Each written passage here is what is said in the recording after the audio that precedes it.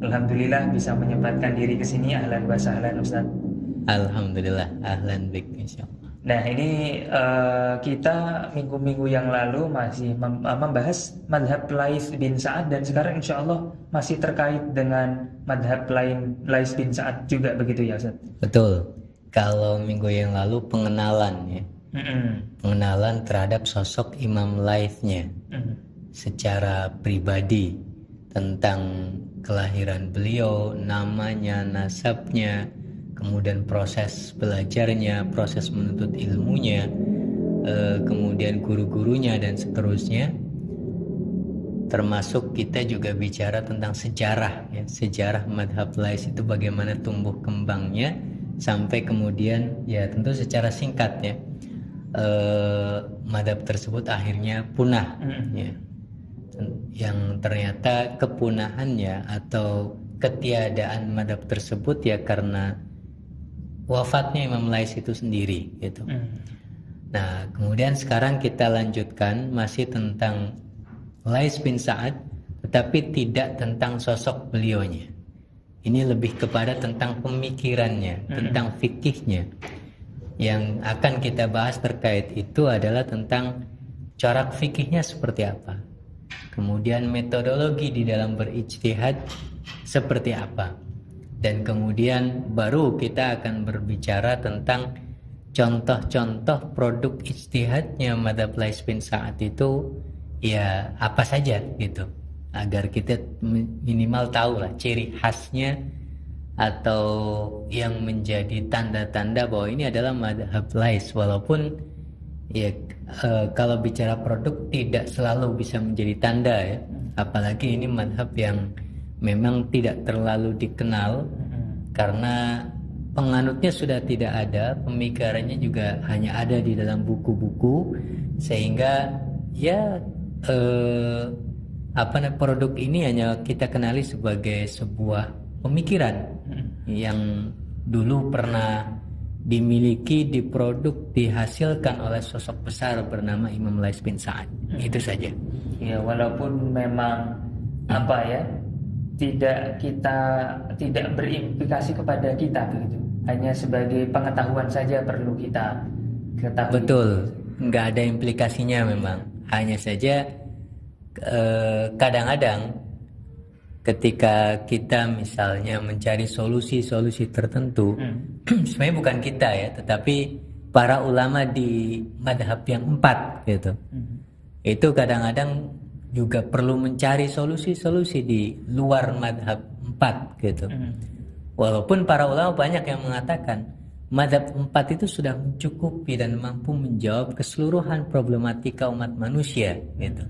Karena madhab-madhab yang telah punah itu sebenarnya pemikiran-pemikirannya sudah diadopsi atau sudah diringkas lah, disimpan di setiap madhab 4 gitu. Sehingga kalau kita lihat madhab Hanafi dan madhab Lais misalnya, ada sebagian yang madhab Lais yang ada dalam madhab Hanafi.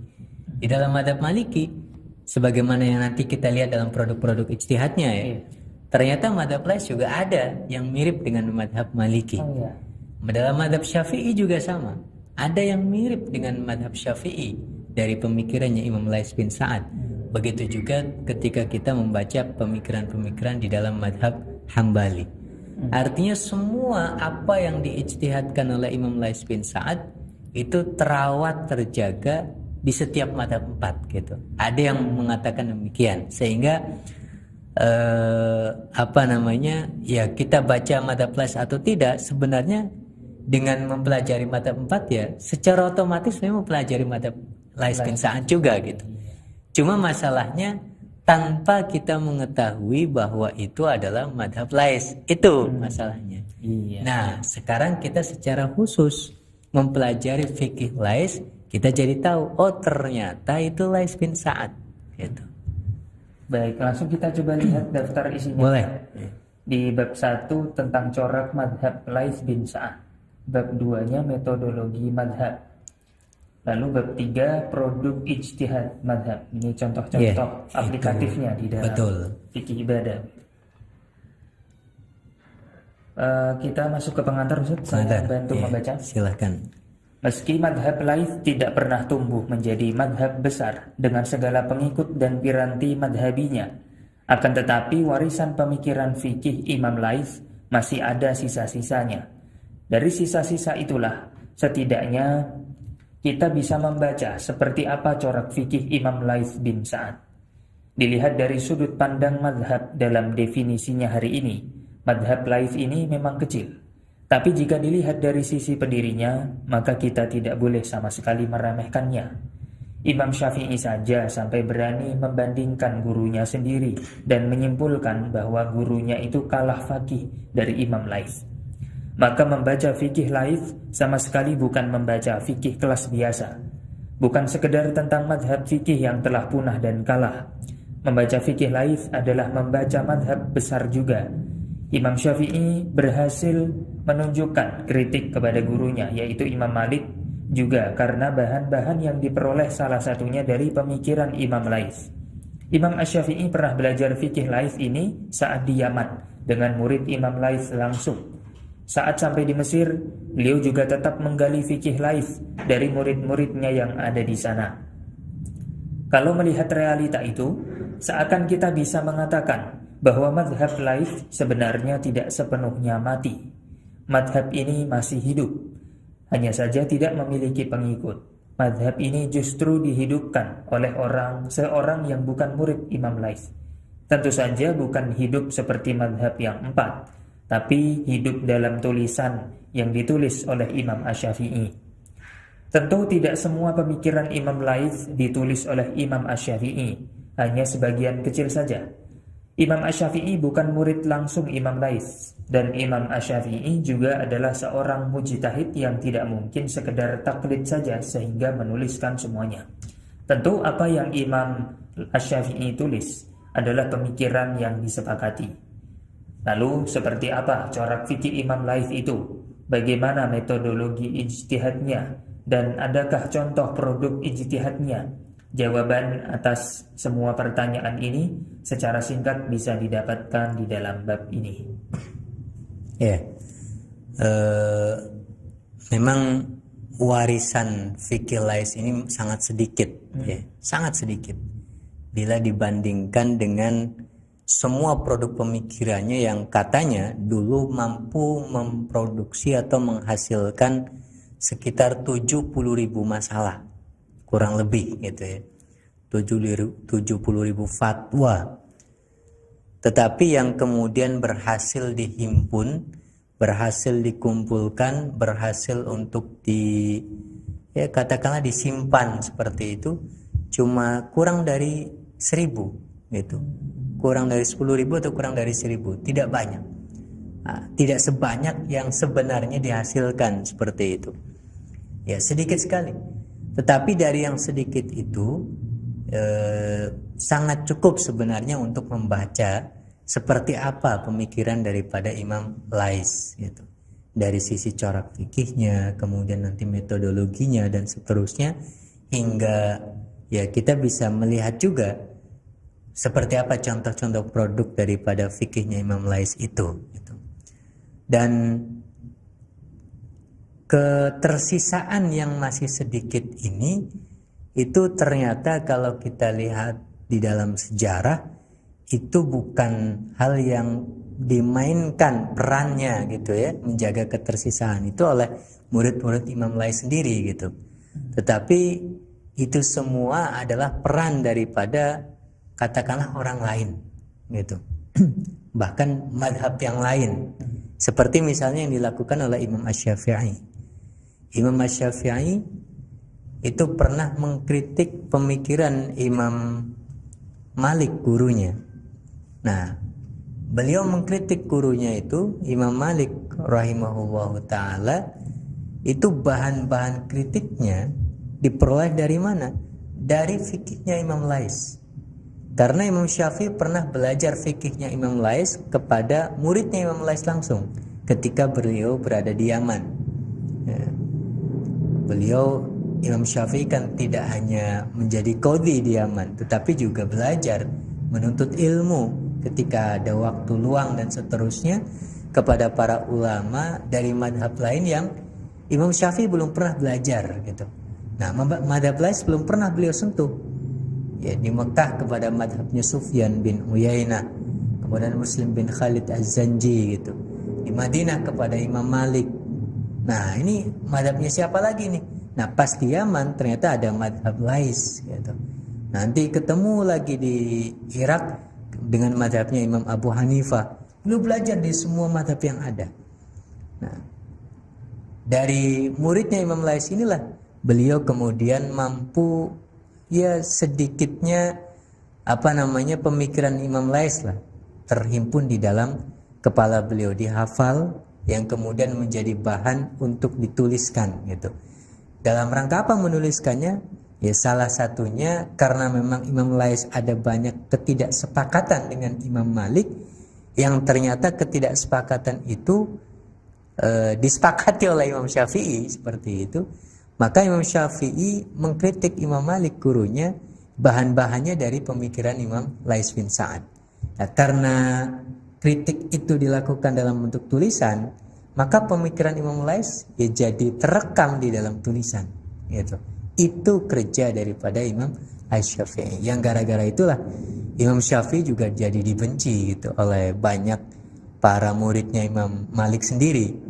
Dianggap murid tidak beradab gitu, murid tidak berakhlak, gurunya sendiri dikritik dan seterusnya. Padahal Imam Syafi'i ketika mengkritik Imam Malik, beliau istikharah dulu, tidak langsung begitu saja. Yang minta petunjuk kepada Allah gitu. Kritik yang beliau lakukan bukan dalam rangka kalau hari ini mungkin semacam pansos gitu. Seorang murid yang mengkritik gurunya kan bisa membuat citranya itu terbangun gitu ya, membangun image dan seterusnya. Tetapi ya ini murni untuk memurnikan gitu pemahaman yang benar terhadap fikih-fikih Islam seperti itu. Dan dalam pandangan beliau ada pandangan-pandangan gurunya sendiri yang memang perlu untuk diluruskan, dan itu sudah dilakukan oleh Imam Lais ya, kritik itu sudah dilakukan oleh Imam Lais kepada Imam Malik gitu. Nah, Imam Syafi'i hanya sekedar ya meskipun tetap ada tambahannya gitu ya, semacam mengulangi kritik yang sama yang dulu pernah diajukan oleh Imam Lais kepada Imam Malik gitu. Nah, gara-gara kritik itu banyak buku lahir itu dari murid-muridnya Imam Malik mengkritik Imam Syafi'i. Kalau Imam Syafi'i menulis Ar-Raddu ala Malik gitu ya, maka murid-muridnya Ar-Raddu ala Syafi'i, Ar-Raddu ala Syafi'i, Ar-Raddu ala Syafi'i, banyak sekali itu. Ya, wajar lah. Kecintaan terhadap gurunya kadang-kadang menimbulkan sesuatu yang mungkin kurang proporsional seperti itu ya. Dan Imam Syafi'i dianggap seperti itu juga gitu, walaupun sebenarnya ya beliau sudah minta petunjuk pada Allah Subhanahu wa taala, dan sama sekali Imam Syafi'i tidak membenci gurunya, beliau tetap sangat mencintai gurunya. Nah, dari apa yang ditulis Imam Syafi'i kemudian ditulis oleh para ulama yang lain juga tentang pemikiran-pemikiran Imam Lais itu, walaupun jumlahnya jauh lebih sedikit dari apa yang dulu pernah ditulis, dari dulu apa yang dulu pernah difatwakan, dihasilkan gitu ya dari ijtihad-ijtihad Imam Lais, yang sedikit itulah minimal kita bisa membacanya, kemudian mengetahui corak fikihnya seperti apa dan seterusnya. Itu yang akan kita bahas pada kesempatan episode kali ini tentang corak, kemudian produk ijtihadnya seperti apa. Yang pertama, bab 1, corak mazhab Lais bin Sa'ad. Pada masa tabi'in hingga lahirnya mazhab-mazhab fikih, dikenal dua corak fikih yang biasanya diidentifikasi dengan daerah geografis. Meski tidak semua, rata-rata fikih ahli ra'i berasal dari wilayah Irak, sedangkan fikih ahli hadis atau fikih asari berasal dari Hijaz atau Madinah secara khusus. Corak ra'i dan asar inilah yang dikenal dalam sejarah awal lahirnya ilmu fikih. Fikih Lais lahir di masa itu, maka bisa diidentifikasi dengan salah satu dari dua corak tersebut. Ya, sebenarnya ada satu corak lagi nanti lahir ya, yaitu ketika masanya Imam Syafi'i, yaitu corak yang menggabungkan antara ra'yi dan asar seperti itu. Ya menghapuslah ahlul ra'yi dan ahlul hadis itu menghapus fikih Iraqi, fikih Hijazi seperti itu digabungkan. Ya, tapi itu nanti. Nah, di awal-awal ya cuma ada dua corak ini. Nah, seperti apa corak daripada madzhab Lais? Yang pertama, fikih asari. Inilah yang bisa dirasakan oleh siapa saja yang membaca fikihnya. Semua jawaban fikih dari Imam Lais selalu didasari adanya asar dari generasi sebelumnya. Asar itu tidak saja dibatasi yang berasal dari Hijaz saja, karena para sahabat telah menyebar ke berbagai wilayah. Ada yang ke Syam, Irak, Khorasan, bahkan termasuk Mesir sendiri tempat lahirnya Imam Lais juga didatangi oleh sahabat Rasulullah SAW, sehingga banyak para tabi'in juga di Mesir. Dari para tabi'in itulah Imam Lais mendapatkan banyak asar. Selain faqih, Imam Lais juga seorang periwayat yang terpercaya. Sejumlah hadisnya bisa kita dapati cukup sering dalam Sahih Bukhari dan juga Muslim. Termasuk kitab yang cukup banyak meriwayatkan hadisnya adalah Sunan An-Nasa'i. Banyak pujian terkait hadisnya dari para ulama hadis besar di masanya dan juga setelahnya. Dengan keilmuan dalam hadis yang sedemikian dan perbendaharaan hadis yang juga sangat melimpah, tentu menjadi semakin jelaslah bagi kita mengapa fikih beliau adalah fikih asari atau ahlul hadis. Ya, jadi ini yang pertama ya, dari dua corak yang dikenal di masa itu, yaitu adanya ahlul ra'yi dan ahlul hadis.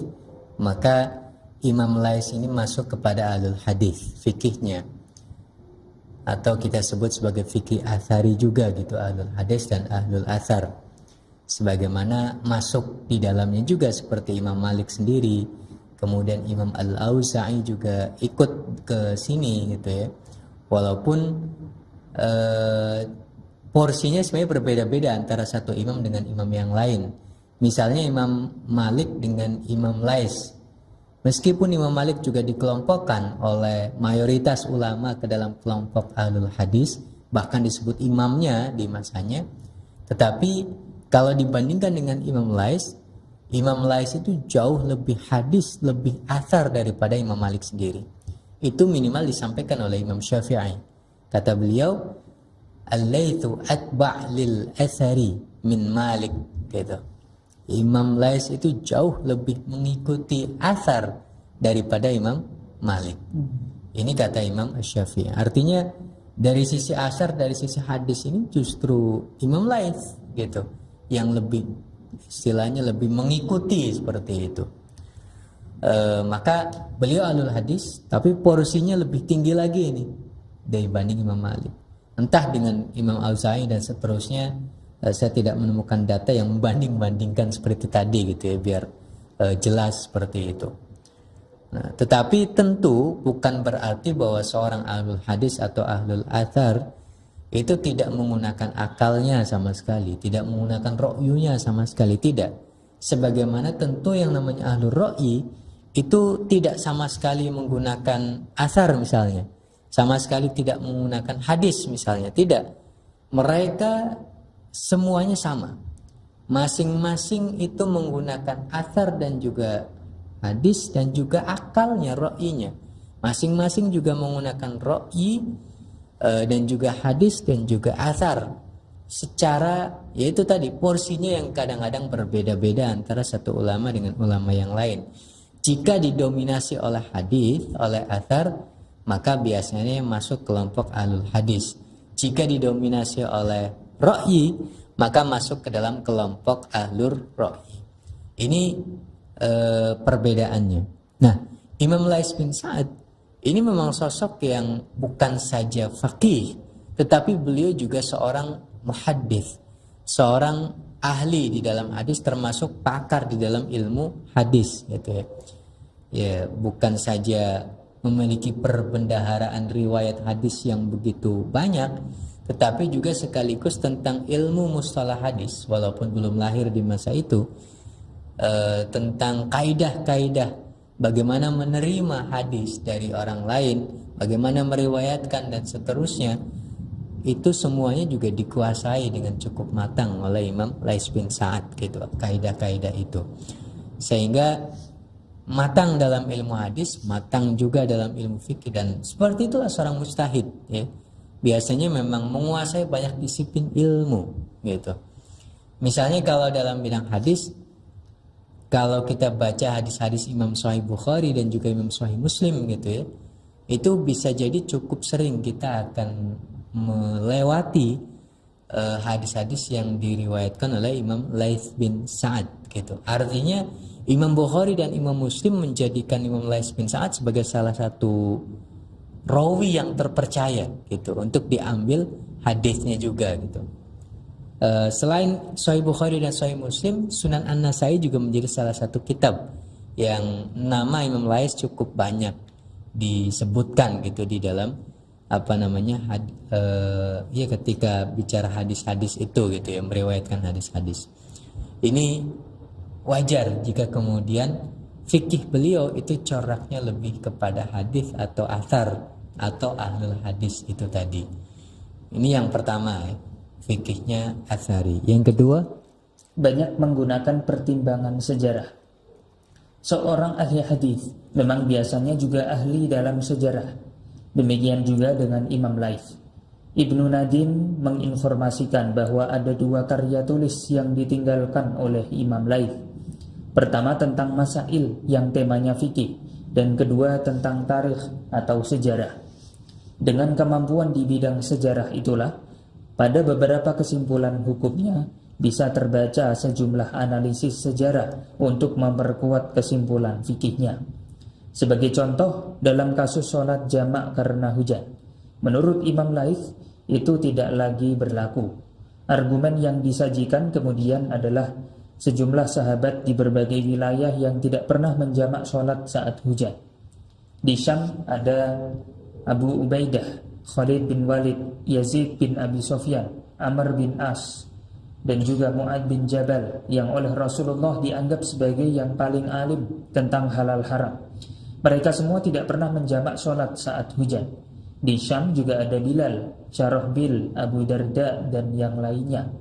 Di Mesir juga demikian. Ada sahabat seperti Abu Dzar, Zubair bin Awam, Sa'ad bin Abi Waqqas. Di Hims ada 70 ahli Badr. Di Irak ada Ibnu Mas'ud, Hudzaifah, Imran, dan termasuk juga Ali bin Abi Thalib, yang beberapa tahun juga sempat tinggal di sana. Mereka semua tidak pernah melaksanakan sholat jamak karena hujan.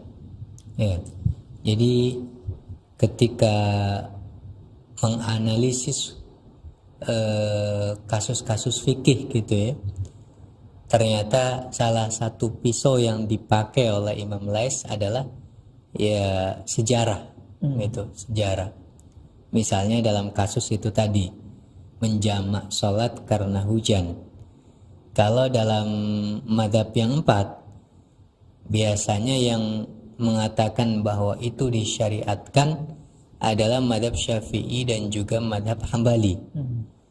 Itu pun kalau dalam mazhab Hambali hanya dibatasi sholat maghrib dan isya saja, tidak berlaku untuk sholat duhur dan asar. Gitu. Kalau mazhab Syafi'i sepertinya masih membolehkan kalau duhur dan asar gitu ya. Kemudian kalau mazhab Hanafi tidak ada jamak karena hujan, dan mazhab Maliki wallahu alam ya, saya lupa terkait mazhab Maliki dalam hal ini. Nah, kalau dalam pandangan mazhabnya Imam Laits bin Sa'ad, beliau juga mengatakan itu sudah tidak berlaku lagi gitu. Kenapa? Karena para sahabat Nabi Shallallahu Alaihi Wasallam, kita tidak bicara Hijaz, tidak bicara Mekah dan Madinah yang dulu Rasul pernah di sana, tapi bicara tempat-tempat yang jauh dari Mekah dan Madinah. Tetapi para sahabat banyak yang bermigrasi ke sana, itu jumlahnya besar. Misalnya seperti yang tadi sudah disebutkan, di Syam itu ada siapa saja? Itu sahabat-sahabat besar semua, gitu.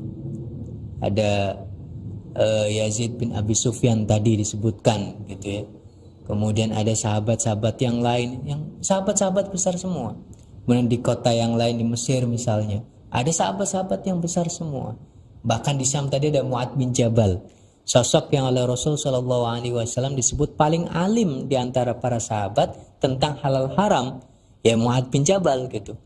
Tetapi mereka semua, Amr bin As dan seterusnya, di kota-kota yang jauh dari Mekah itu, yang curah hujannya bisa jadi lebih tinggi, curah hujannya lebih tinggi daripada Mekah dan Madinah.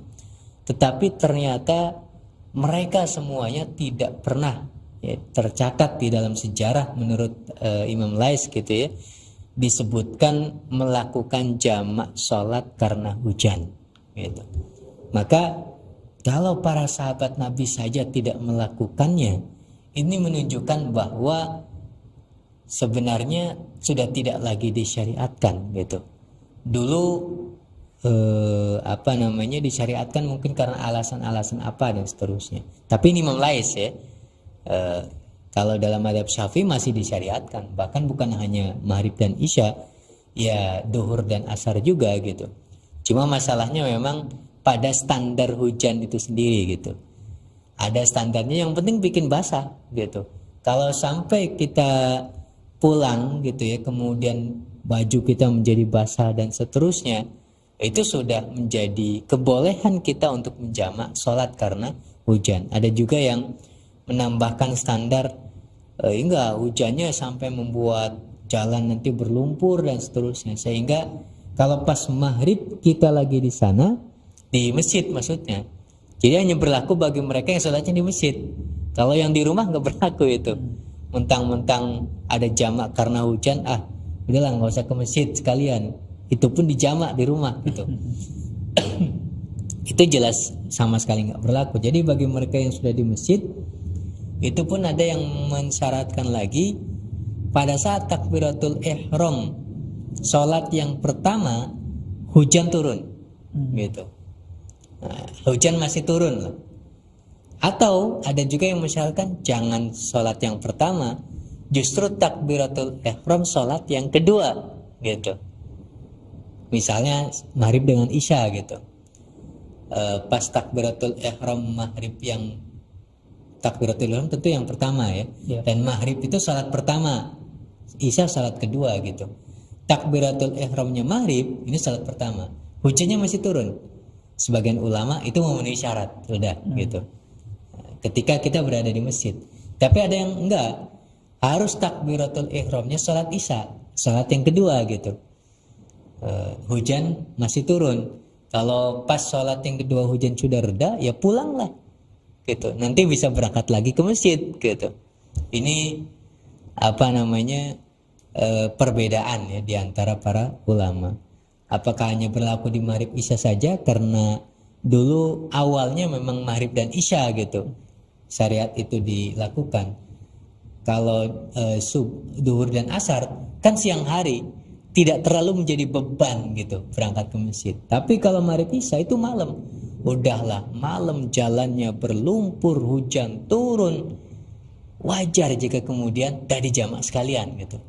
Nah, apakah misalnya hari ini ketika masjid sudah nyaman sekali gitu, dan juga rumah ke masjid sangat memungkinkan kita tidak kebasahan karena ada payung, kemudian mungkin juga kita naik kendaraan, naik mobil misalnya, karena kompleknya besar, masjid dalam komplek itu kita harus ke sana, kalau jalan kaki kelamaan bisa ketinggalan sholat terus, tidak naik motor, naik mobil misalnya. Nah, kalau yang naik mobil kan aman, nggak akan kebasahan juga gitu. Apakah kemudian masih juga gitu ya, misalnya mendapatkan rukhsah untuk bisa menjamak sholat? Itu pembahasan bagi mereka yang mensyariatkan. Tapi bagi pandangan Imam Lais bin Sa'ad, sejak awal itu sudah mengatakan nggak ada lah jamak karena hujan gitu. Para sahabat di berbagai kota tidak melakukannya gitu. Asarnya itu di situ. Ini para sahabat loh. Tentu para tabi'in setelahnya juga mengikuti jejak mereka gitu. Ya. Jadi pemahaman beliau terhadap sejarah memperkuat asarinya beliau tersebut. Betul. Iya, jadi ya menjadi pendukung gitu ya, menjadi penguat itu tadi betul. Baik, lalu yang ketiga Ustaz, banyak berbeda dengan Imam Malik. Meski teman dekat yang cukup akrab, tapi tidak menghalangi mereka untuk saling berbeda. Karena yang mereka cari adalah kebenaran, dan masing-masing benar dalam sudut pandangnya masing-masing. Namun yang menarik adalah sikap Imam Laits saat berbeda dengan Imam Malik. Jika ada masalah yang berbeda dengan Imam Malik, maka Imam Laits akan menjelaskan pandangan-pandangan para ulama, sahabat, dan tabi'in dalam masalah tersebut. Beliau tidak secara langsung menyatakan berbeda dengan Imam Malik. Setelah semua pandangan sahabat dan tabi'in disampaikan, maka setiap pandangan itu kemudian dianalisis dan dilihat juga pandangan mana yang dianut mayoritas. Biasanya Imam Laits akan memilih pandangan mayoritas itu. Cara inilah yang dipakai juga oleh Imam Asy-Syafi'i, dan karena itulah Imam Asy-Syafi'i mengunggulkan Imam Laits dari Imam Malik. Ya, ini sebenarnya bukan bicara masalah corak ya, tetapi sebagai tambahan tentang warna fikihnya Imam Laits itu berbeda dengan Imam Malik, meskipun mereka dulu sangat dekat. Bahkan ketika sudah berpisah sekalipun tetap dekat secara dekat di hati gitu, walaupun jauh secara fisik gitu. Karena Imam Laits di Mesir, Imam Malik berada di Madinah, saling berkirim surat. Kalau Imam Laits tidak hanya surat yang dikirimkan, dinar gitu dikirimkan juga dalam jumlah yang sangat banyak gitu. Karena Imam Laits itu kalau mau sedekah mikir-mikir yang terbaik sedekahnya itu kepada siapa gitu. Ada prioritas juga gitu, walaupun ya hampir semuanya dapat gitu. Cuma ya prioritasnya kepada para ulama gitu. Karena pahalanya tentu akan lebih besar kan. Karena para ulama biasanya dipakai untuk kepentingan ilmu dan seterusnya.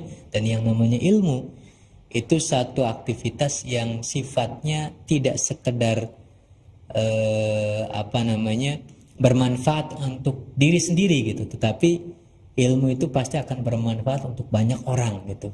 Maka ketika yang diberikan itu bermanfaat bagi banyak orang, tentu akan lebih banyak pahalanya seperti itu. Nah, sedekat itu, tapi ternyata ya Imam Laits sering berbeda dengan Imam Malik gitu, Imam Malik.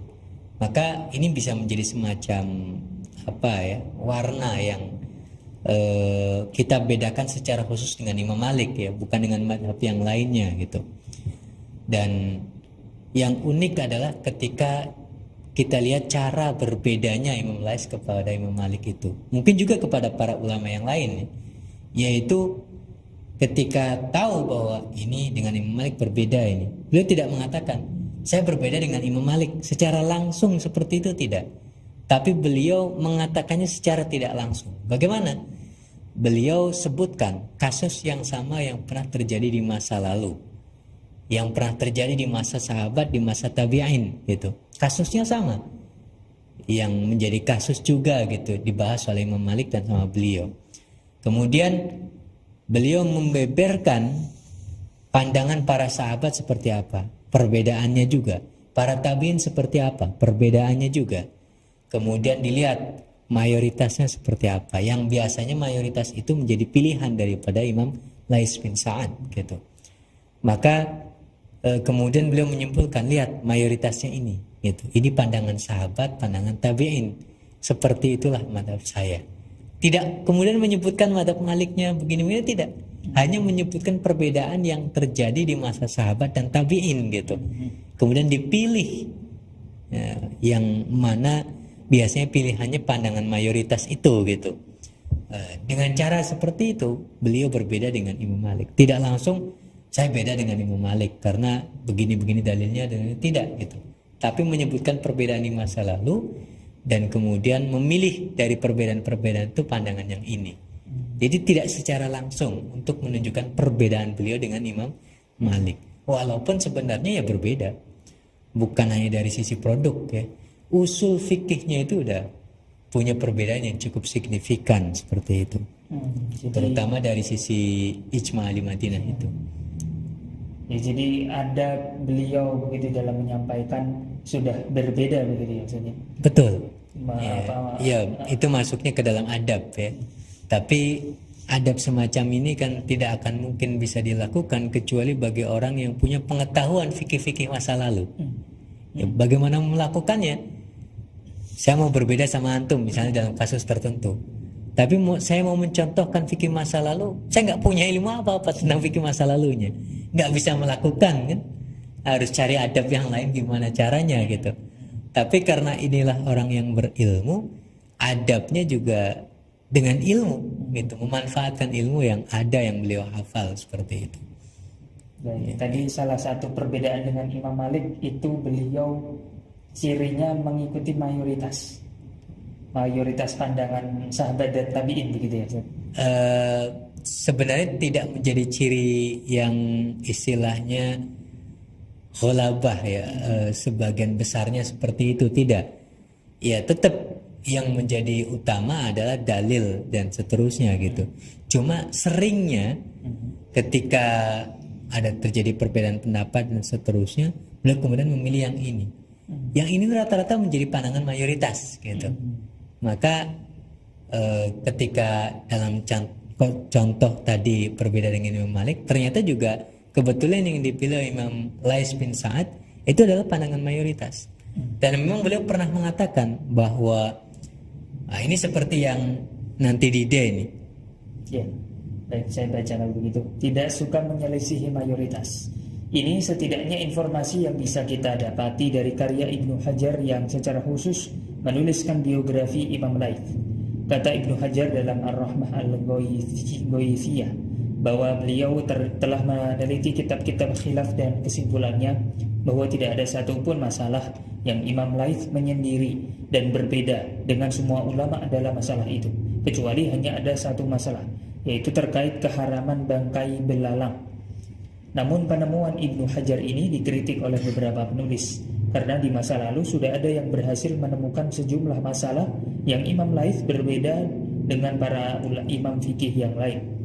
Dan setelah dihitung masalah itu berjumlah hingga 18 masalah. Misalnya apa yang telah berhasil dihimpun oleh Imam Muhammad ibn Al-Hasan Al-Jauhari dalam karyanya Nawadhirul Fuqah.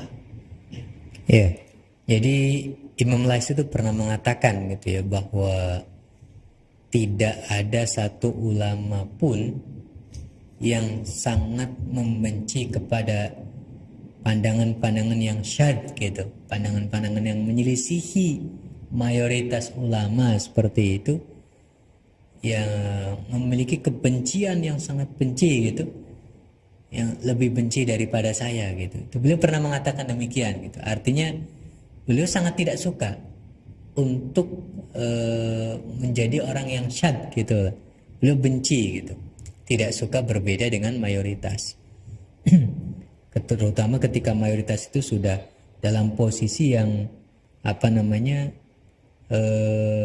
ya semuanya seperti setuju dengan itu, walaupun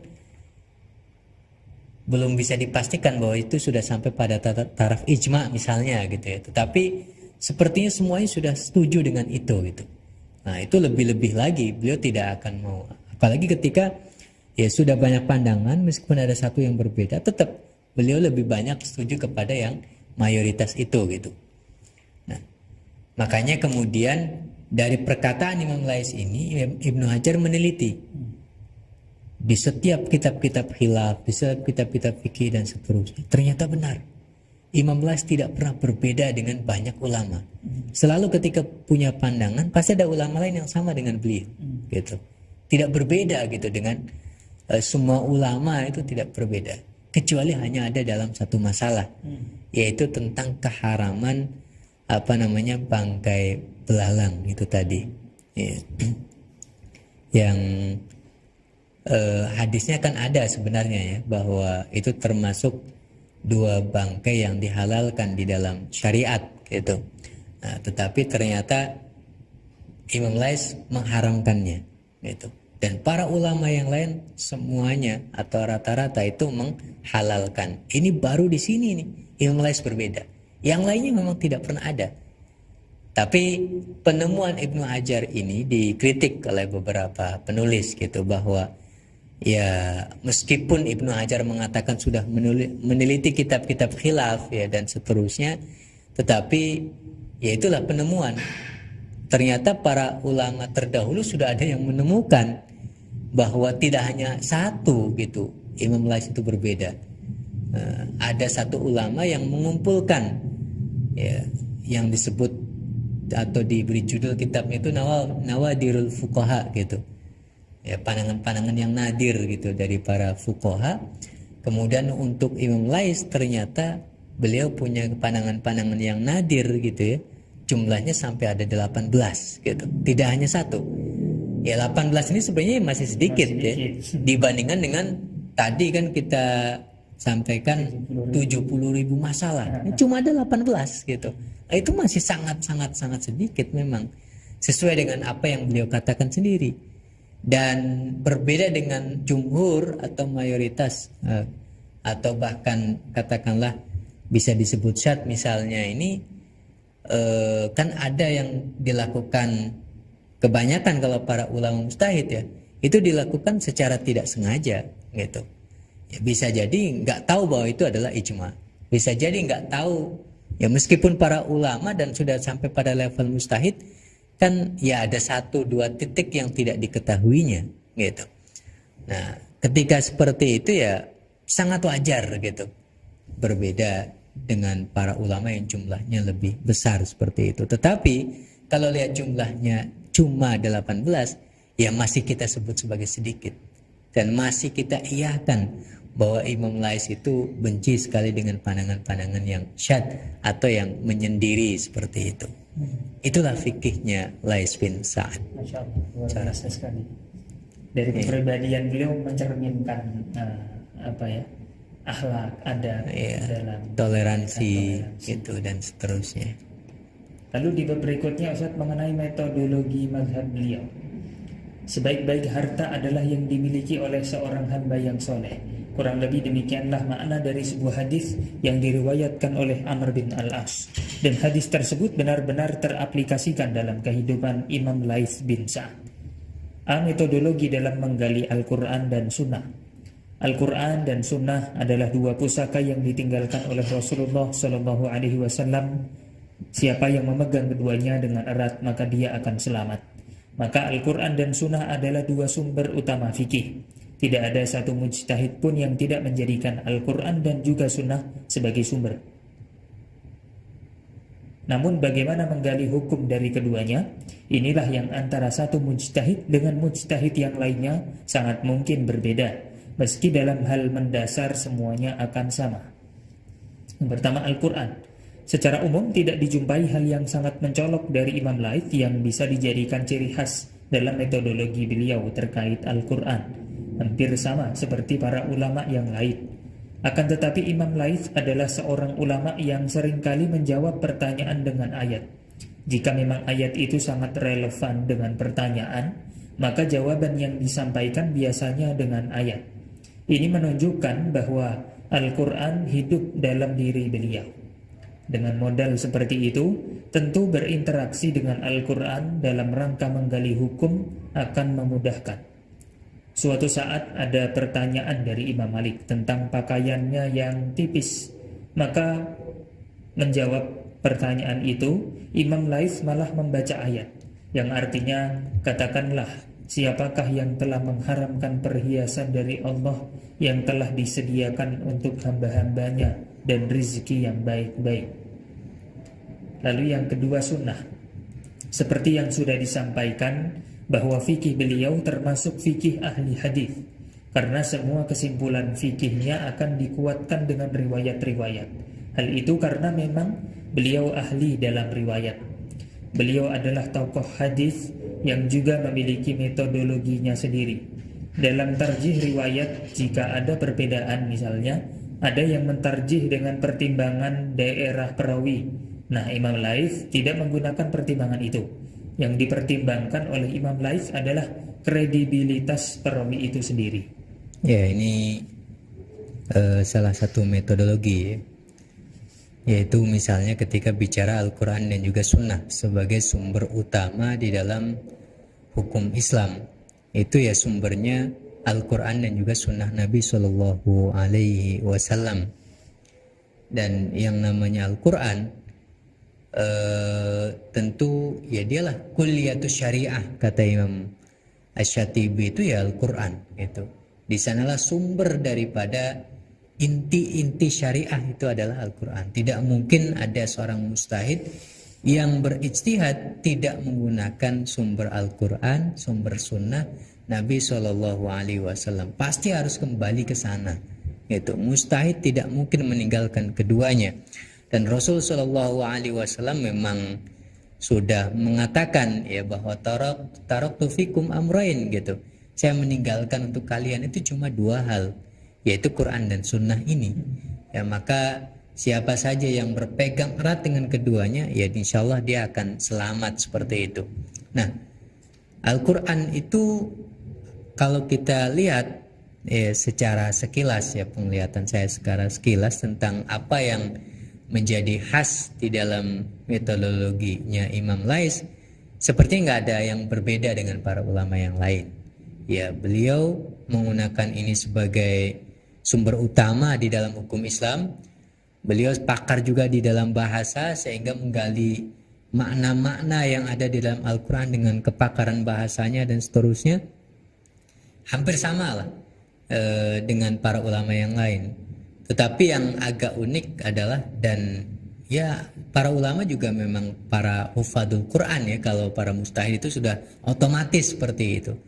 Tetapi kebiasaan daripada Imam Lais ini adalah menjawab pertanyaan-pertanyaan yang kalau misalnya ada ayat yang sangat relevan dan sepotongan ayat tersebut atau satu ayat penuh itu bisa menjawab dan langsung dipahami oleh penanya, jawabannya pakai ayat saja, biar praktis gitu, biar praktis. Dan itu misalnya pernah terjadi gitu ketika Imam Malik bertanya tentang pakaiannya Imam Lais yang kok tipis sih gitu. Kemudian Imam Lais menjawab justru dengan membaca ayat, qul man harrama zinatallahi allati akhraja li ibadihi ya wat thayyibati minar rizq itu. Ya, siapa yang mengharamkan gitu perhiasan dari Allah Subhanahu wa taala yang dikeluarkan untuk hamba-hambanya. Begitu juga dengan rizki-rizki yang baik seperti itu. Biasanya justru pertanyaannya kalau yang bagus-bagus ya, ini malah jawabannya dipakai oleh Imam Lais untuk pakaian yang dianggap oleh Imam Malik itu kan pakainya tipis gitu. Seperti kebalik gitu. Ayat ini biasanya kan dipakai untuk menjawab pakaian saya bagus gitu. Kemudian ada yang mengatakan bajunya kok mahal sekali, bagus sekali gitu.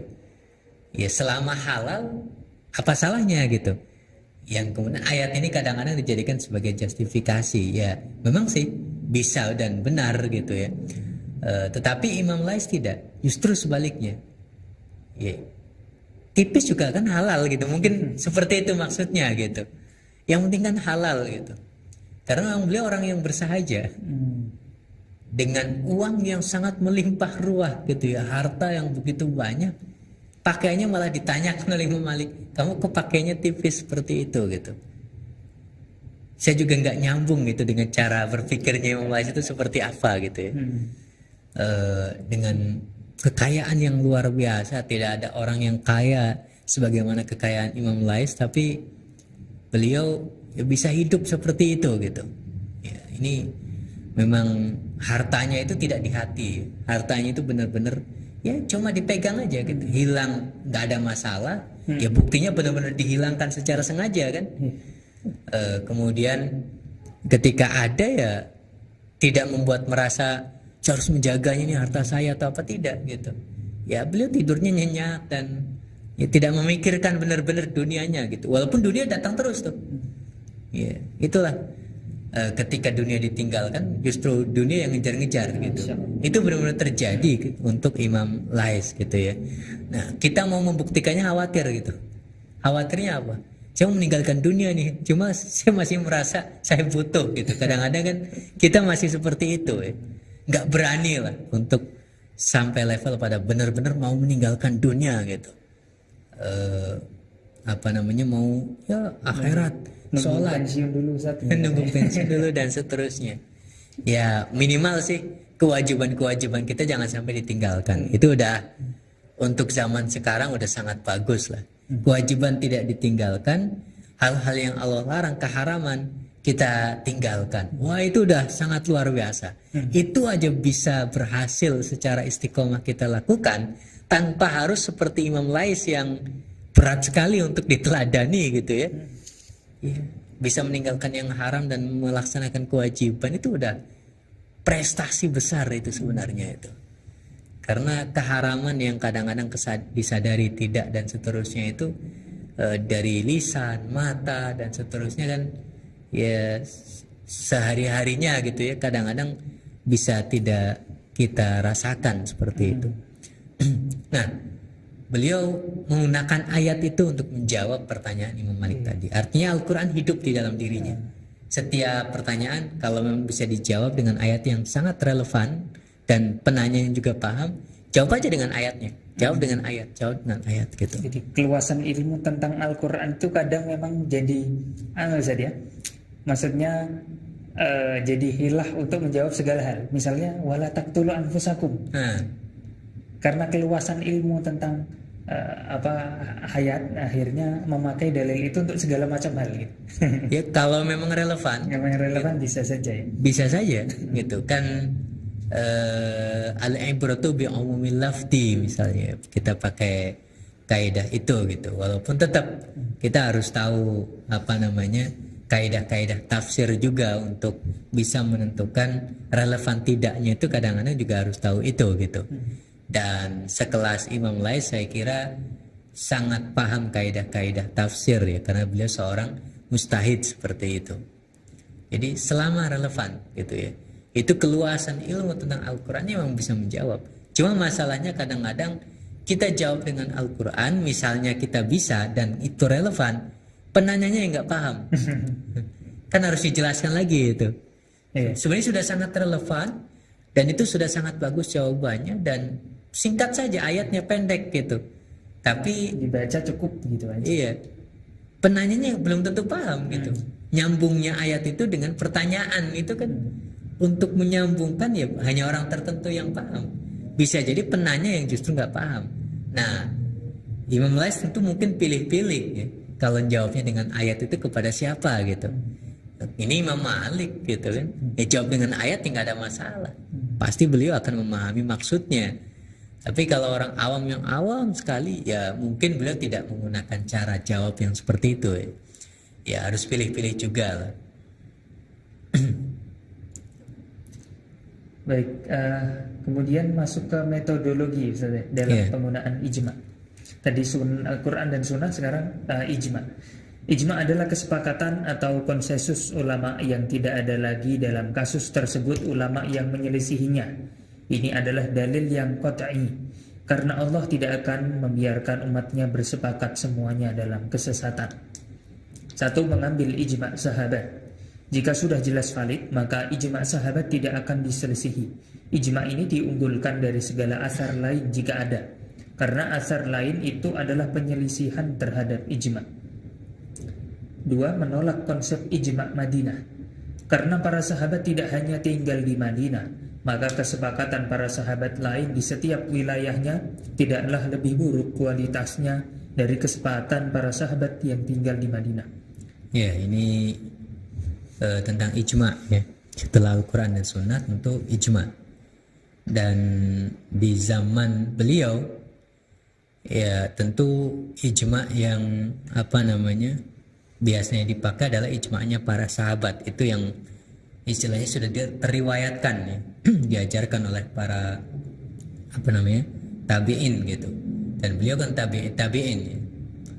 Ketemu dengan beberapa tabi'in baik di Mekah, Madinah, Mesir, Syam dan seterusnya seperti itu. Nah, makanya ijma yang beliau ambil ya ijma'nya para sahabat. Nah, Kalau sudah sahabat berijma selesai, itu diambil. Karena itu adalah dalil yang qat'i.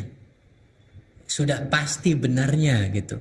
Sudah pasti benarnya bahwa ini disepakati oleh para sahabat, berarti inilah hukum yang dikehendaki oleh Allah Subhanahu wa taala. Makanya kalau ada yang bertanya kapan kita tahu bahwa hasil ijtihad seorang mujtahid itu sesuai dengan kehendak Allah Subhanahu wa taala? Ya, hanya ada satu cara, yaitu ketika hasil ijtihad itu disepakati oleh semua mujtahid dan kemudian menjadi ijma. Maka saat itulah hasil kesimpulan mujtahid semuanya itu sesuai dengan kehendak Allah Subhanahu wa taala. Kenapa? Karena Allah Subhanahu wa taala itu tidak akan membiarkan umatnya berkumpul bersepakat untuk menyepakati satu kesesatan. Itu nggak mungkin. Ini mereka berkumpul bersepakat untuk satu hal, maka satu hal itu pasti adalah kebenaran. Itu.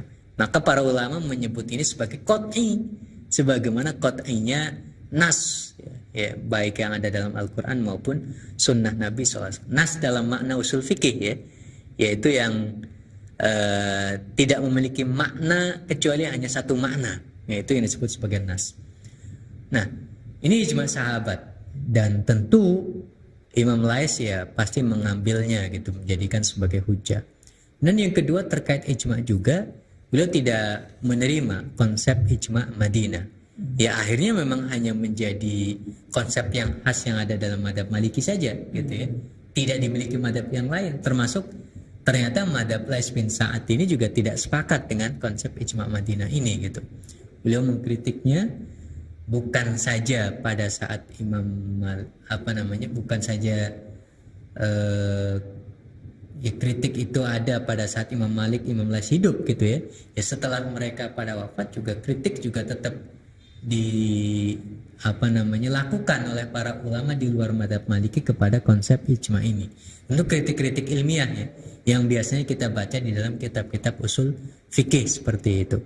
Karena logikanya adalah ini kan ijma para sahabat yang ada di Madinah saja. Ya. Padahal para sahabat tidak hanya ada di Madinah. Ada juga para sahabat yang di Kufah, Basrah, di Syam, di Mesir, gitu, di Yaman. Dan misalnya kalau para sahabat yang ada di kota-kota lain itu mereka berijma di kotanya sendiri misalnya gitu. Itu kira-kira ijma'nya juga bisa menjadi dalil atau tidak? Atau pertanyaannya kalau dibandingkan antara ijma' para sahabat yang di Madinah dengan ijma'nya para sahabat yang di Syam, itu kuatan mana? Gitu. Kan tidak bisa kita katakan karena yang di Madinah itu adalah Madinah, maka kuatan Madinah misalnya, kan tidak. Kekuatan dalil kan tidak dilihat dari sisi karena itu adalah Madinah, tidak gitu. Ya kekuatannya bisa saja sama gitu. Ya, karena sesama ijma' kok. Cuma masalahnya kan nggak ada yang namanya ijma itu sifatnya lokal gitu. Hanya Madinah saja, hanya Mekah saja, hanya Syam saja dan seterusnya. Ijma itu ya keseluruhan ulama gitu. Walaupun ya klaim terhadap ijma kalau terjadi pasca sahabat gitu ya, nah, apalagi pasca tabi'in dan seterusnya, itu memang klaim yang agak berat gitu. Karena menentukannya itu tidak mudah. Gitu. Apalagi di masa lalu yang komunikasinya tidak semudah seperti hari ini. Ya, bahkan hari ini pun ketika komunikasi sudah mudah, ijma aja belum tentu terjadi gitu. Tetap ada ya halangan-halangan yang perlu untuk kemudian dihilangkan terlebih dahulu seperti itu. Dan ini salah satu ciri perbedaan dengan mazhab Maliki begitu ya. Begitu juga ya. Dan dari sisi usul fikih memang sendirian maksudnya. Untuk ijma ahli Madinah sendirian, ya. Ijma ahli Madinah sendirian. Ini konsep khasnya mereka. Ya. Padahal teman sejawat begitu ya, tapi berbeda pandangan. Betul. Iya, karena entah ya, mungkin karena beda daerah atau juga karena Imam Lais itu melakukan rihlah ke berbagai kota, Imam Malik tidak kemana-mana. Beliau kan hanya belajar di Madinah aja, kepada para ulama Madinah saja. Gak pernah belajar ke luar kota itu, gak ada. Paling jauh ya cuma Mekah ketika haji gitu. Dan saat haji itulah beliau ketemu dengan para ulama dari berbagai dunia, dari berbagai belahan dunia gitu. Yang dari Kufah kan pasti datang ke Mekah, dari Mesir pasti datang ke Mekah, dari Andalusia pasti datang ke Mekah, dari berbagai belahan dunia datangnya ke Mekah. Disitulah Imam Malik ketemu Imam Abu Hanifah, Imam Malik ketemu Imam Auza'i, ketemu dengan para ulama dari berbagai belahan dunia gitu. Ya ketemunya hanya di situ. Kan tentu durasinya tidak selama dengan mereka yang melakukan rihlah secara khusus gitu ya, untuk benar-benar datang ke Kufah, ke sana kemari dan seterusnya. Ya karena perbedaan itulah wajar jika kemudian hasil fikihnya juga berbeda antara Imam Malik dengan Imam Lais bin Sa'ad. Baik, sekarang metodologi ijtihad di luar nas, yaitu tentu ada beberapa metodologi yang dipakai oleh Imam Lais. Apa yang disebutkan di sini hanyalah sebagai contoh saja. Yang pertama ada qiyas. Qiyas dipakai oleh Imam Lais baik dalam ibadah maupun muamalah. Contoh yang terjadi dalam ibadah adalah tentang 2 khutbah dalam sholat istisqa yang didahulukan daripada sholatnya. Ini dikiaskan dengan 2 khutbah sholat Jumat yang didahulukan dari sholatnya. Ya, ini beliau tidak sama dengan madzhab Zuhri begitu ya. Qiyas tetap diterima. Qiyas diterima, dipakai ya, meskipun beliau fikihnya Atsari, ya tetap pakai qiyas-qiyas juga gitu. Karena guru-guru beliau kan juga ulama Kufah, ulama Basrahnya banyak juga gitu ya, ulama Iraknya seperti itu. Jadi contohnya di dalam qiyas ini ya bukan hanya dalam muamalah atau non ibadah, termasuk dalam ibadah juga gitu.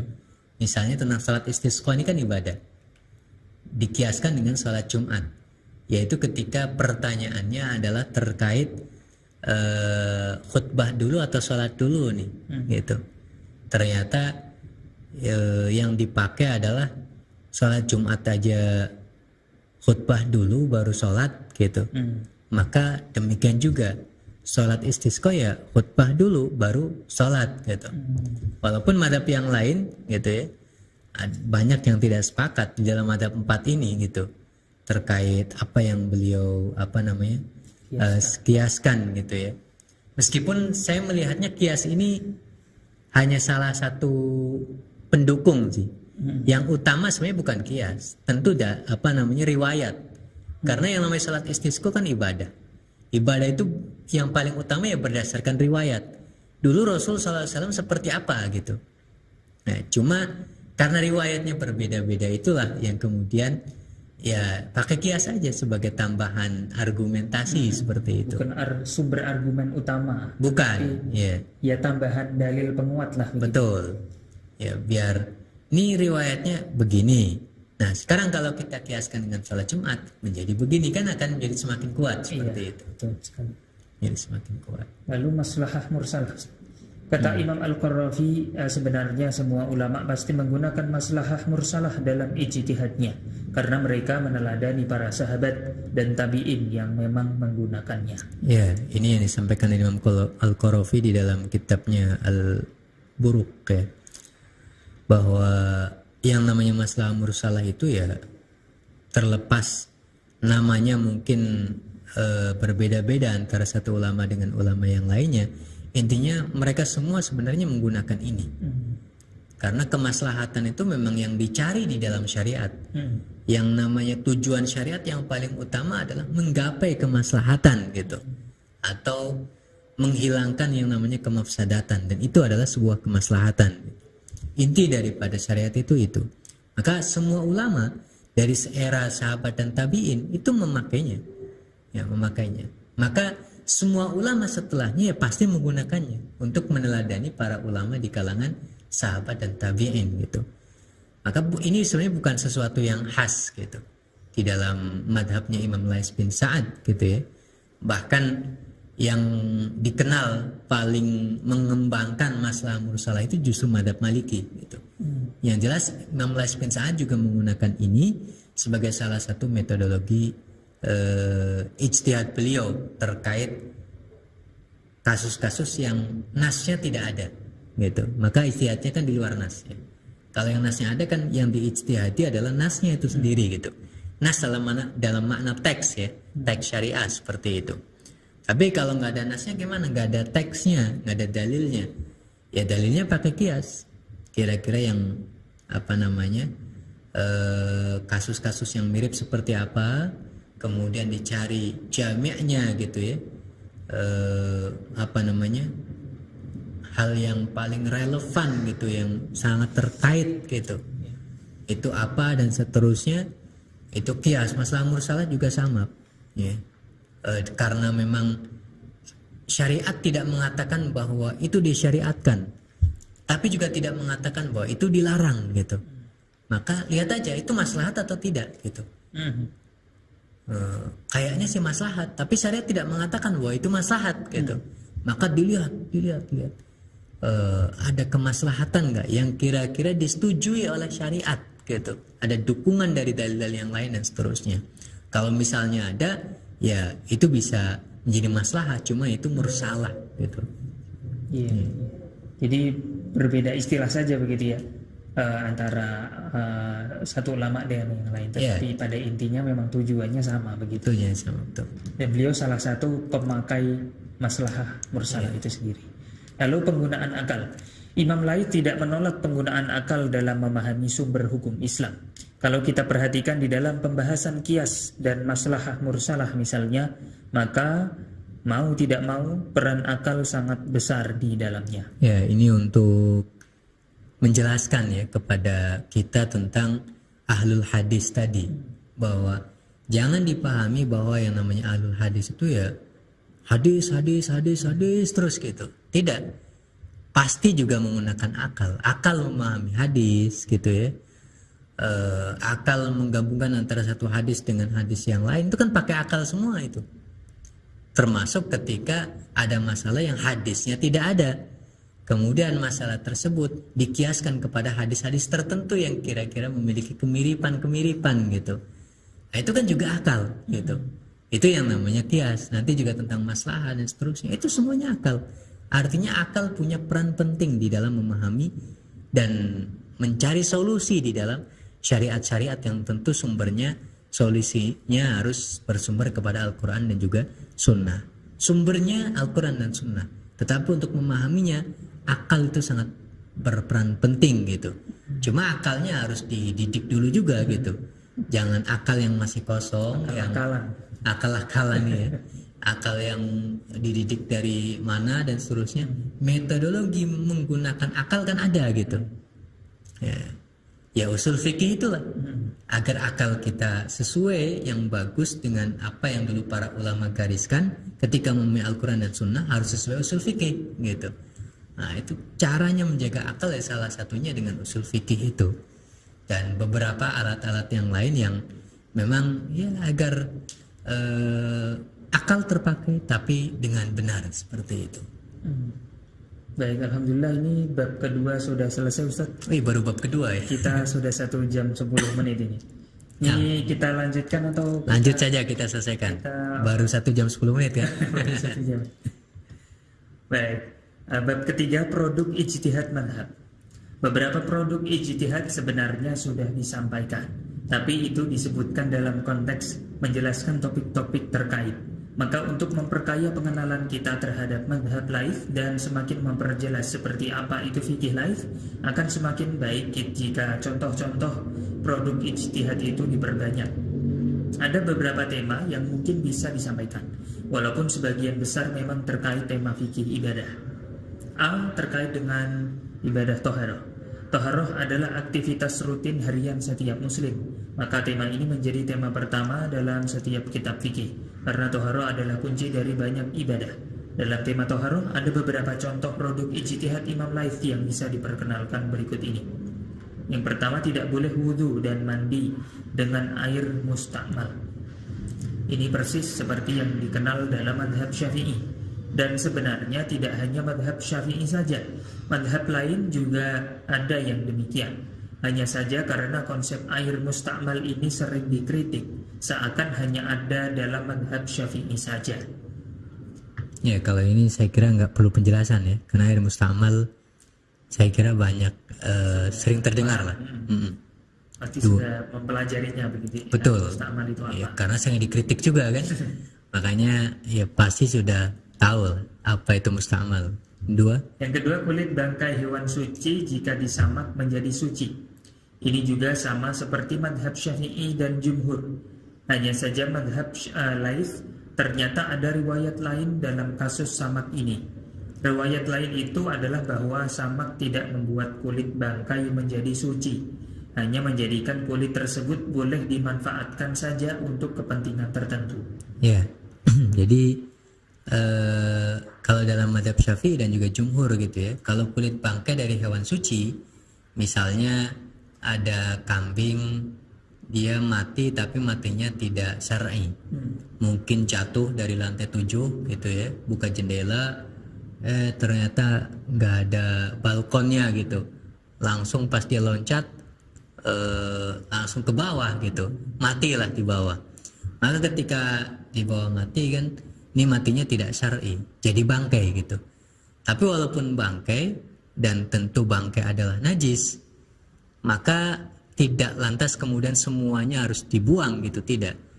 Rasul menyarankan kenapa tidak dimanfaatkan biha gitu dengan kulitnya gitu. Terus caranya gimana? Ya disamak saja kulitnya gitu. Nah, kemudian kulitnya disamak.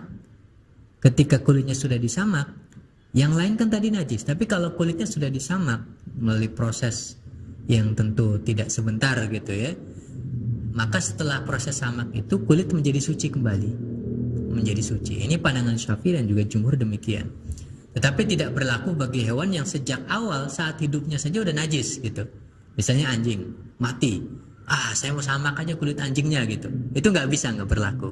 Babi juga demikian. Walaupun ada madhab yang menggunakan hadis secara umum ya, karena hadisnya mengatakan ayyuma ihabin idza dubiho faqad tahura. Kulit apapun, kan ayyuma ihabin itu sangat umum. Kulit apapun ketika disamak gitu ya, faqad tahura. Tidak ada yang namanya pembatasan kulitnya itu harus kulit di luar kulit babi dan anjing gitu, tidak.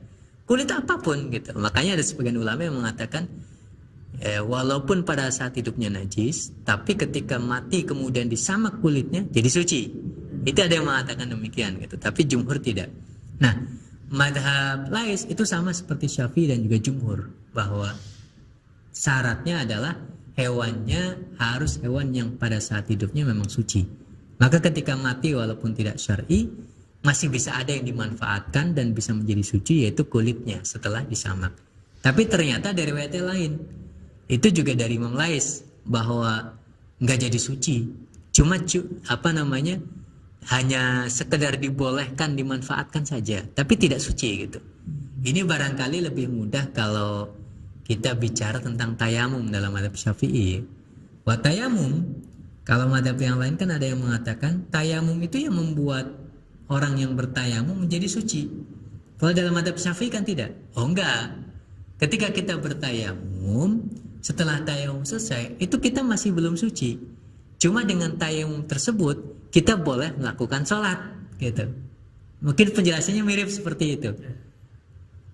Kalau dalam madhab Syafi'i dan Jumhur, samak itu membuat kulit menjadi suci. Tapi dalam madhab Laits yang riwayat lain tadi, enggak, bukan menjadi suci, hanya boleh dipakai akhirnya gitu. Meskipun tetap ya tidak suci juga gitu. Ya, tapi ada konsekuensinya untuk samak ya. Karena tidak suci, ya tidak bisa dipakai untuk alas sholat itu. Kan bersih, bisa dimanfaatkan sih. Tapi kalau dimanfaatkannya untuk alas sholat nggak bisa. Kenapa? Nggak suci gitu. Ya, harus dipakai untuk sesuatu yang tidak ada kaitannya dengan ibadah. Kenapa? Ini bukan benda suci, gitu. Bukan benda suci. Tapi hanya boleh dimanfaatkan, sah dimanfaatkan. Itu riwayat yang lain. Tapi riwayat yang lain lagi, yang pertama tadi itu sama seperti Syafi'i dan Jumhur, jadi suci, gitu. Itu yang kedua. Yang ketiga? Yang ketiga, tidak harus berwudu untuk memegang mushaf. Ini yang sangat asing barangkali bagi fikih kita, bahkan bagi fikih semua ulama. Satu-satunya madhab yang sama dalam hal ini dengan madhab Laits adalah madhab Zahiri. Nah ini ya beneran asing ya, karena kita biasa kalau mau pegang mushaf ya pasti wudhu gitu, dan memang wajib, haram hukumnya menyentuh tanpa wudhu sama sekali gitu, dan itu semua ulama sepakat lah ya. Tapi ternyata Imam Lais punya perbedaan di sini dengan banyak ulama. Ya ada sih yang sama seperti Imam Lais, cuma sayangnya madzhab Dhohiri gitu, kayak sama aja gitu kan, karena madzhab Dhohiri kan tidak dianggap ya dalam ketika kita bicara mazhab yang 4 seperti itu.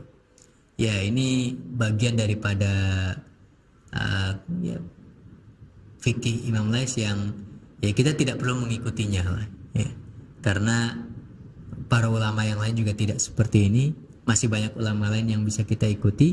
Imam Lais dengan segala kealimannya, kehebatannya, kewiraannya dan segala macam kelebihannya, untuk pandangan yang ini ya kita boleh kok meninggalkannya. Kenapa? Ya kita kan memang bukan pengikut mazhab beliau kan, mazhab Syafi'i seperti itu. Baik, itu taharah. Lalu mengenai sholat juga merupakan aktivitas rutin harian setiap muslim, dan pembahasan sholat seakan tak pernah selesai. Setiap hari masih saja muncul pertanyaan tentangnya, baik pertanyaan lama atau juga pertanyaan baru. Dalam tema sholat seperti apa mazhab Lais? Berikut contohnya.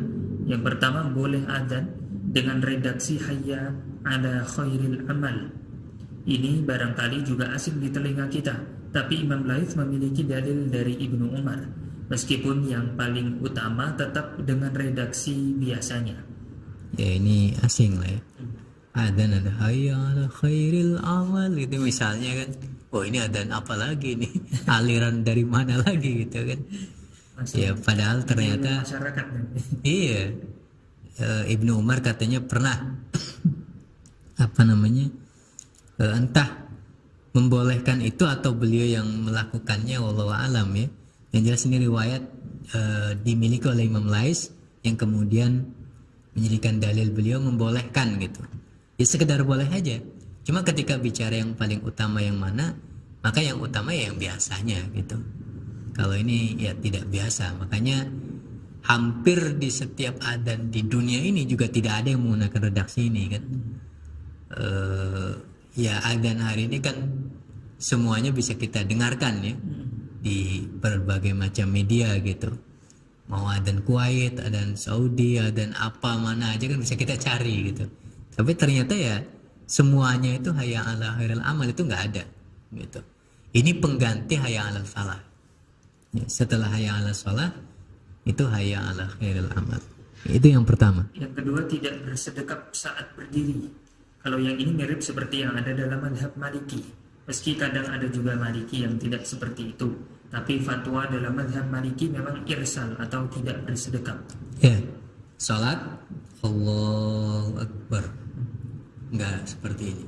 Jadi mungkin pernah lihat ya di video itu, bahkan yang melakukannya imam gitu. Makmumnya di belakang pada bersedekap, imamnya malah seperti ini. Itu berarti imamnya bermadhab Maliki itu. Iya. Orang Afrika memang rata-rata begitu ya. Di masjid kadang lihat sholatnya tidak begini. Betul. Lurus saja ke bawah. Iya, dan ketika orang Afrika ini seorang ulama yang besar, kemudian jalan ke Asia dan seterusnya gitu ya, disambut oleh para ulama di Asia,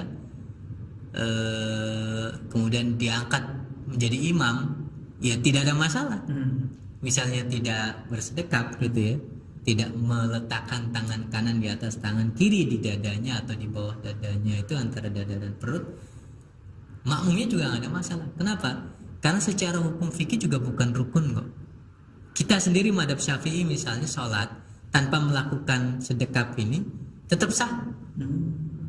Kenapa? Karena nggak ada rukunnya itu meletakkan tangan kanan di atas tangan kiri, di antara dada dan perut misalnya, itu nggak ada. Bahkan termasuk mengangkat tangan pada saat takbiratul ihram, itu juga kalau tidak dilakukan ya sah. Misalnya kita salat nih, Allahu Akbar,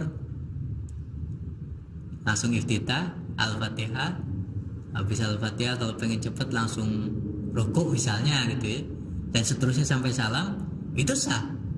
Tangannya dan ngangkat pas takbiratul ihram Allahu Akbar itu nggak melakukan, cuma baca takbir aja, takbiratul ihram gitu, ya tetap sah. Kenapa? Karena mengangkat kedua tangan sunnah, meletakkan tangan kanan di atas tangan kiri pada saat berdiri gitu ya, di antara dada dan perut itu juga sunnah gitu. Makanya kesunahan ini ternyata dalam mazhab Maliki itu tidak ada. Justru sunnahnya sebaliknya, irsal gitu. Jadi kalau raf'ul yadaini pada saat takbiratul ihram tetap sunnah. Tapi setelah raf'ul yadaini lepaskan lagi gitu. Ya, tidak bersedekap. Dan ternyata mazhab lain sama seperti mereka itu. Itulah mazhab Lais. Ketiga, menjaharkan basmalah saat membaca Al-Fatihah dan surat lain. Untuk yang ini mirip seperti mazhab Syafi'i. Bahkan tema ini masih terus menjadi tema yang sering diperdebatkan. Mengetahui ini menjadi para penganut mazhab Syafi'i menjadi merasa ada teman yang satu warna dalam menjaharkan basmalah. Nah, ini kan biasanya mazhab Hambali sir ya, meskipun berbasmalah sih, tapi sir. Mazhab Maliki, mazhab Hanafi nggak baca sama sekali itu. Jadi nggak ada temennya kan, bicara jahar ya, sendirian Syafi'i. Nah, sekarang setelah kita tahu ternyata mazhab Lais menjaharkan basmalah bukan hanya pada saat Al-Fatihah, tapi juga pada saat membaca surat asal dari awal ya. Itu juga basmalahnya dijaharkan. Ini mirip seperti mazhab Syafi'i. Jadi mazhab Syafi'i punya teman ini, ternyata sama seperti mazhab Lais bin Sa'ad gitu. Menjaharkan basmalah. Tadi ya temannya Maliki, sekarang temannya Syafi'i. Iya, nanti akan kita lihat ternyata temannya Hanafi juga gitu. Oke. Di tema lain. Tema lain. Yang pertama, tidak boleh takjiluz zakah sebelum jatuh haul. Takjiluz zakah atau mendahulukan pembayaran zakat sebelum waktunya. Misalnya ada orang punya uang senilai 85 gram emas sejak 1 Muharram tahun 1443 Hijriah. Maka jika nilai 85 gram itu masih bertahan sampai 1 Muharram tahun 1444 Hijriah, pada saat itulah wajib bayar zakat. Namun jika dia dibayarkan masih pada tahun 1443 Hijriah misalnya, maka ini belum waktunya dan ini terlarang dalam mazhab Lais. Para ulama sebenarnya membolehkan ya. Ada yang membolehkan ta'jiluz zakah gitu. Yang tidak boleh kan takhiruz zakat. Tapi kalau ta'jiluz zakah asal tidak terlalu jauh takjilnya, itu ada yang membolehkan. Nah, ta'jiluz zakah itu apa? Mendahulukan pembayaran zakat sebelum waktunya. Sebagai contoh gitu, ada orang punya uang yang nilainya senilai 85 gram emas gitu. Berarti sudah mencapai nisab nih uangnya. Kapan mencapainya? Sejak tanggal 1 Muharram tahun 1443 Hijriah. Nah, kemudian tersimpan uang itu di bank, di rekening gitu ya. Berjalan selama 1 tahun. Tadi 1 Muharram 1443. Pada saat 1 Muharram 1444 itu kan 1 tahun. Maka 1 Muharram 1444 itulah wajib bayar zakat. Karena sudah jatuh haul. 2,5% dari angka yang senilai 85 gram emas itu. Atau mungkin kalau selama 1 tahun bukan saja tidak berkurang tapi malah bertambah, ya 2,5%-nya jangan dari pas 85 gram emas saja. Itu mungkin sudah senilai 90 gram, 100 gram dan seterusnya karena bertambah gitu. Ya 2,5%-nya dari angka terakhir lah. Berapa seperti itu. Itu di tanggal 1 Muharram 1444-nya, setahun setelahnya itu. Itu seharusnya seperti itu. Tapi takjiluz zakah itu jatuh tadi nisabnya sampai nisab itu di tanggal 1 Muharram 1443. Baru 6 bulan, Muharram bulan ke-6 berarti kan Ramadan itu ke-9, Sya'ban berarti 8, Rajab itu 7, berarti Jumada al-Akhirah ya, itu bulan ke-6. Nah, di bulan Jumada itu dia bayar zakat, tapi masih tahun 1443, baru 6 bulan itu usianya, belum 1 tahun.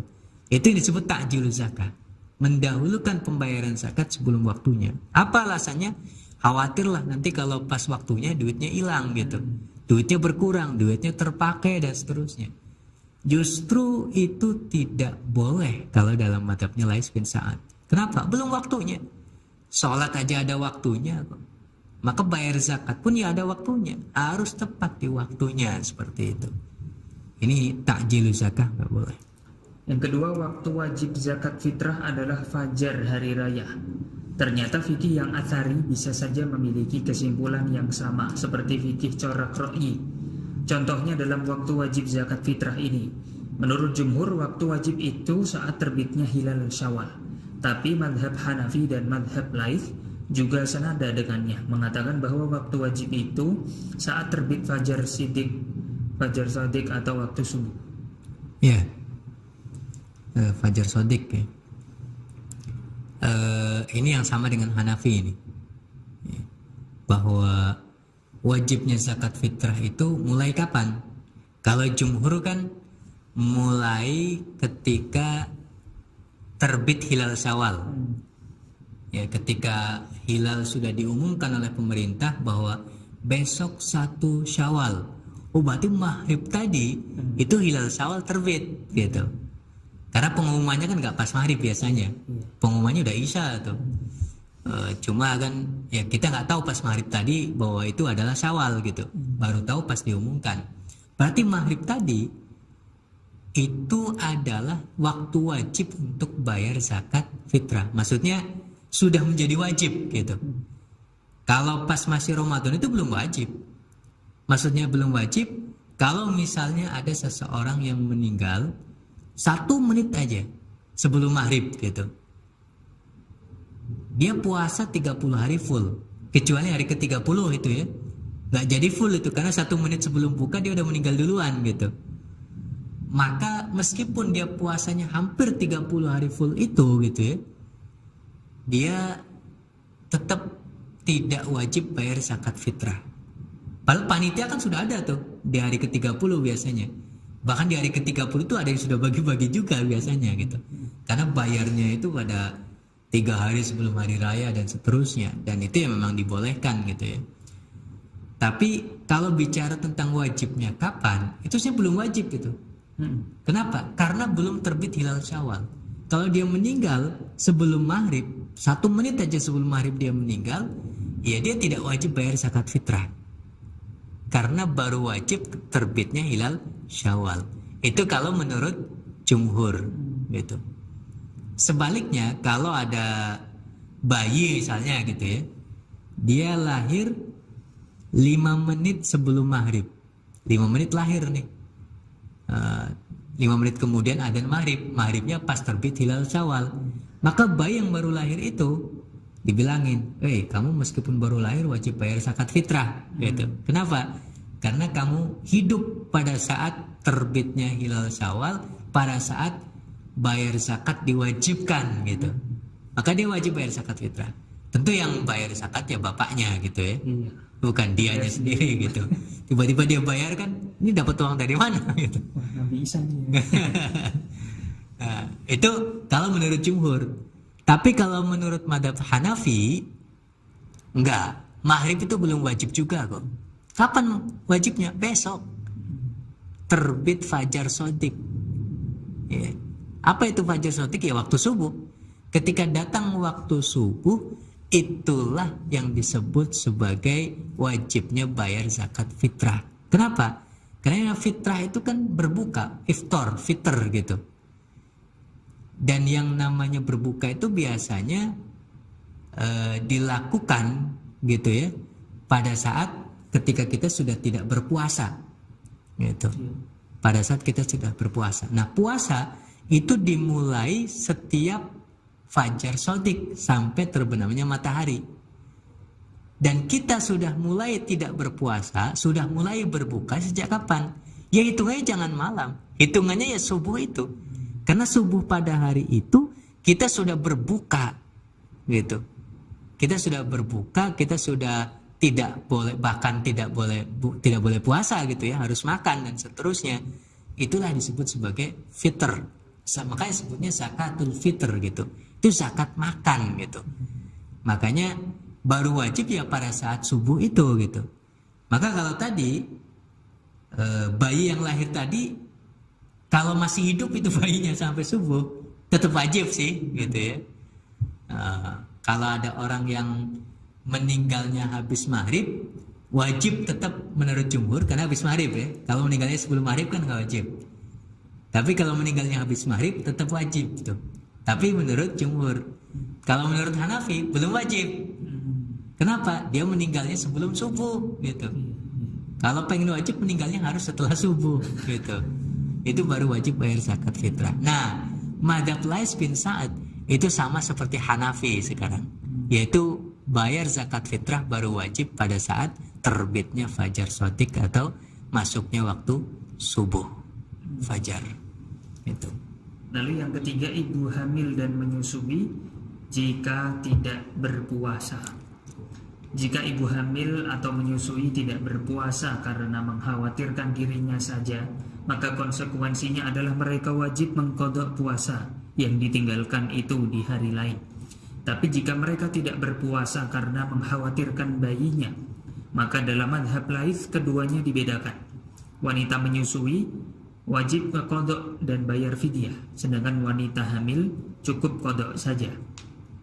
Untuk kasus tidak puasa karena khawatir akan dirinya, mazhab Laits sama seperti mazhab Syafi'i. Tapi untuk kasus tidak puasa karena khawatir akan bayinya, sepertinya mazhab Laits sendirian tanpa ada mazhab lain yang menyamainya. Wallahu a'lam. Ya, itu puasa lah ya. Yang sering dibahas biasanya pas waktu puasa terkait wanita hamil dan menyusui.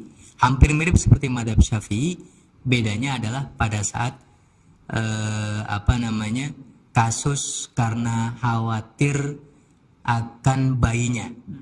Kalau khawatir dirinya sendiri itu masih sama, tapi ketika kasusnya khawatir akan bayinya, itu kemudian antara wanita hamil dan menyusui itu dibedakan, tidak sama lagi gitu. Paling bedanya di situ aja. Wallahu a'lam bishawab. Saya kalau menyimpulkan jadi begini Ustaz, jadi dibalik harusnya. Mazhab Syafi'i yang mengikuti mazhab Laits dan mazhab Maliki yang mengikuti mazhab Laits dalam masalah ini gitu. Karena secara zaman lebih dulu. Beliau lebih dulu. Oke. Jadi logikanya mazhab tertentu yang mengikuti mazhab lain. Gitu ya sih. Tapi beda istilah aja sih sebenarnya, sama aja. Sebenarnya kalau kita ngelihatnya dari sisi bahwa mereka adalah para mujtahid, yang paling pas adalah kebetulan hasil ijtihadnya Imam Syafi'i, Imam Malik sama seperti Imam Laits. Bukan mengikuti. Karena taklid itu nggak boleh bagi seorang mujtahid untuk taklid kepada mujtahid yang lain seperti itu. Kecuali pada kasus yang memang dia nggak sanggup untuk beristihad gitu. Ya boleh taklid kepada yang lain. Tapi kalau dia sanggup beristihad, punya pirantinya, punya waktunya, punya macam-macam gitu ya, ya dia tidak boleh taklid, harus beristihad gitu. Nah, tapi kalau hasilnya sama, hasil ijtihadnya, ya tentu kita tidak menyebutnya sebagai dia mengikuti mazhab sebelumnya, tidak gitu. Hasil kesimpulannya sama gitu. Hasil kesimpulannya sama. Maka tanpa mengetahui mazhab lain sekalipun bisa saja gitu ya. Pandangan-pandangan mazhab Hanafi ada yang sama dengan Laits, pandangan mazhab Maliki ada yang sama dengan Laits. Tanpa mengenal mazhab Laits misalnya gitu, baru kita tahu ternyata sama nih. Padahal mereka nggak saling kenal misalnya gitu. Ya karena memang hasil kesimpulannya aja sama gitu, bukan karena mengikuti. Masuk akal. Ya oke. Baik, itu Ustaz sudah kita pelajari dari A sampai Z mengenai mazhab Laits. Dan ternyata memiliki corak keistimewaan tersendiri. Betul. Dan bahkan kehidupan beliau saja yang luar biasa juga, memiliki kekhasan sendiri yang mungkin bisa kita contoh adab dan akhlak yang beliau lakukan.